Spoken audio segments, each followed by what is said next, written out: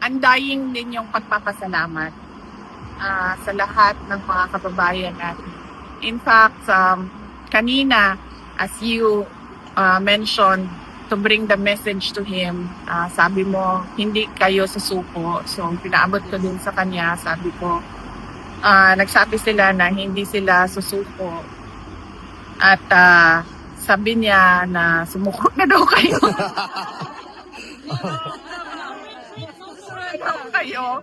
Well, hindi ko alam kung joke yun or hindi. But, We're 12 miles away for him.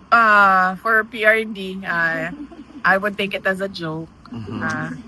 And of course, ako personally, yung lakas ko lang talaga galing talaga sa mga tao. Sa totoo lang, iniwan na siguro ako lahat ng mga kaibigan ko na politiko, pero hindi ako iniwan ng mga outside.